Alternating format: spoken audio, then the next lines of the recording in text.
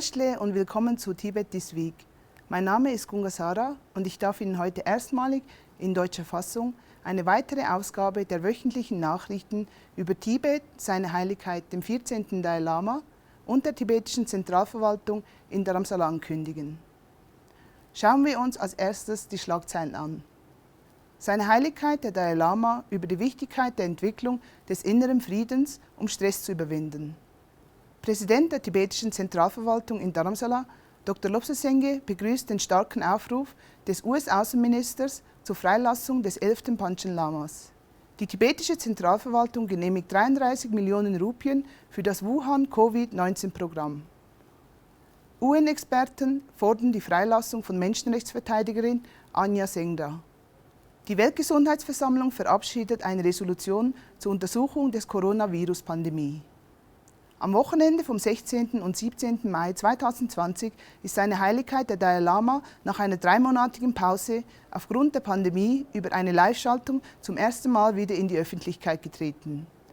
Während der zweitägigen Webunterweisung über Nagarjuna, kostbarer Kranz, lehrte seine Heiligkeit unter anderem auch, wie man negative Gefühle wie Angst und Furcht in Krisenzeiten bekämpfen kann. Seine Heiligkeit rief unter anderem dazu auf, den inneren Frieden auf der Grundlage von Liebe und Mitgefühl zu entwickeln, um den Stress, welcher durch die Pandemie verursacht wurde, zu überwinden. Der Präsident der tibetischen Zentralverwaltung, Dr. Lobsang Sengye, gab am Freitag, 22. Mai, eine Erklärung ab, in der er dem US-Außenminister Mike Pompeo mit den Worten dankte, dass er nicht nur die Tibet-Frage konsequent unterstützt, sondern auch nach dem Panchen Lama in den stärksten Worten aller Zeiten aufgerufen hat. Dies zeigt die unerschütterliche Solidarität der USA mit dem tibetischen Volk.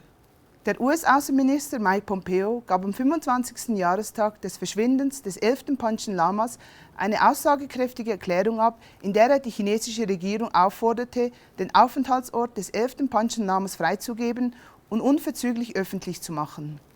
Die tibetische Zentralverwaltung organisierte am 17. Mai 2020 zum 25. Jahrestag des Verschwindens des 11. Panchen Lamas eine Mahnwache bei Kerzenlicht sowie eine virtuelle Podiumsdiskussion mit seinem Präsidenten Dr. Lobsang Sengye, Tsegyal Rinpoche, Abt des Tasilumbu-Klosters, Dr. Tenzin Dorje, Kommissar der US-amerikanischen Kommission für internationale Religionsfreiheit und Pujung Khatsering, Vizepräsident der internationalen Kampagne für Tibet.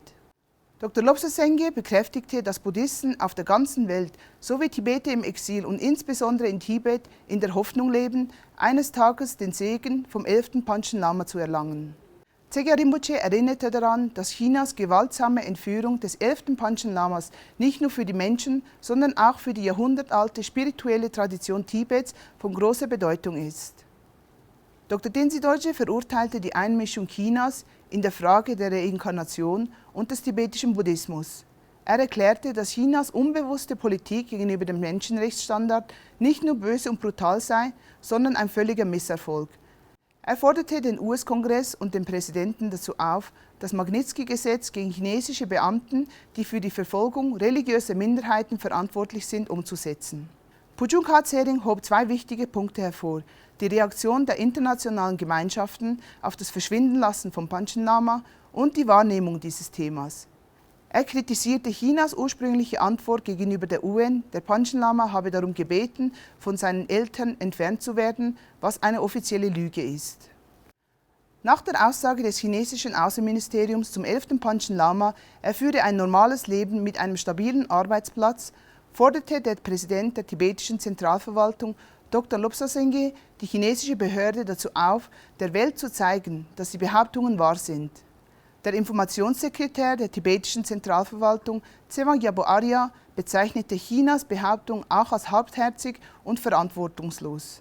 Recently, Chinese Foreign Ministry spokesperson, Mr. Zhao Lijian, he has explained before the foreign correspondent that regarding the Panchen Lama's whereabouts. So that too came because of this time there was a lot of international pressure on Chinese governments to reveal the whereabouts of Panchen Lama. But then the response that the spokesperson has given, he has said that Panchen Lama has attended the college and he is right now employed and working, and that he and his parents don't want to be disturbed. So this is we feel that this is a very half-hearted and nonchalant and very irresponsible response. Because 25 years, so he has been in a custody and imprisonments. So this is a gross violation of child's right and religious right and human rights also. So now the Panchen Lama's issue has become an international issue. China should understand that. So instead of just hiding the informations, they should come out with the full information on the whereabouts of Panchen Lama and his parents. And by doing so China will also earn respect from the international community and the Buddhist community and the Tibetans. So that will be beneficial for everyone. So instead of hiding the Panchen Lama, so they should come out with the full information on his whereabouts and release Panchen Lama at the earliest. Führende Politiker, darunter der Generalbotschafter für internationale Religionsfreiheit Samuel Brownback und Abgeordnete verschiedener Länder wie der Schweiz, der Tschechischen Republik, Italien, Deutschland, Estland, Belgien, Schottland, Slowakei, Australien, die USA und Taiwan sowie prominente Zivilgesellschaften und die indische Kerngruppe für tibetische Sachen äußern sich besorgt über das Wohlergehen des 11. Panchen Lamas und fordern seine sofortige Freilassung. Das Tibet-Büro in Genf veröffentlichte ein kurzes Video, um auf das 25. Jahr seit dem Verschwinden des 11. Panchen Lamas aufmerksam zu machen. Die tibetische Zentralverwaltung genehmigte 33 Millionen Rupien für das Wuhan-Covid-19-Programm, das den tibetischen Gemeinden in Indien und Nepal zugutekommt. Dies ist das erste große Supportpaket, das von der tibetischen Zentralverwaltung genehmigt wurde.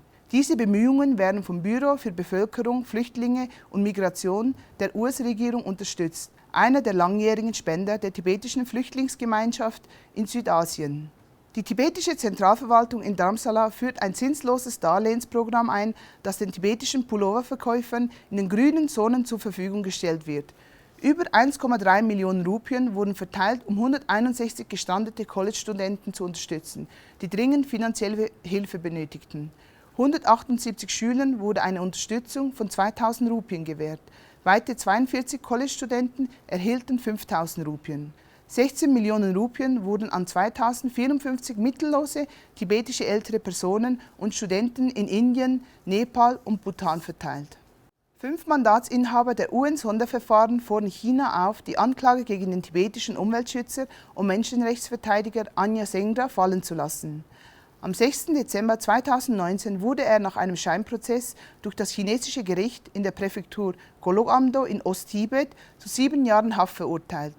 Er wurde beschuldigt, Menschen versammelt zu haben, um die soziale Ordnung zu stören und Probleme zu provozieren. Der Fall von Anya Sengda wurde von der Sonderbeauftragten für Menschenrechte Chile Chugi vom Tibet-Büro in Genf während der 43. ordentlichen Sitzung des UN-Menschenrechtsrates hervorgehoben. In the 43rd UN Human Rights Council regular session, we had raised his case and we welcome this timely intervention by the UN human rights experts, and we hope that China concedes to them and drops the charges against Anya Sengda, a human rights defender. Während der 73. Weltgesundheitsversammlung, die vom 18. bis 19. Mai stattfand, verabschiedeten die Delegierten eine Resolution für eine unabhängige Überprüfung und multilaterale Zusammenarbeit bei der Bekämpfung der Pandemie, welche eine beispiellose globale Gesundheitskrise verursacht hat. In der Entschließung wurde eine unparteiische, unabhängige und umfassende Bewertung gefordert, um die Erfahrung und Lehren aus der von der Weltgesundheitsorganisation koordinierten internationalen Gesundheitsreaktion auf Covid-19 zu überprüfen. Der Vertreter des Tibet-Büros Chimirinzi begrüßte den Akt der Weltgesundheitsorganisation und forderte China auf, sich zu einer unparteiischen und unabhängigen Überprüfung der globalen Reaktion auf die Pandemie zu verpflichten. So viel zu heute. Bis zum nächsten Mal und einen guten Start in die Woche.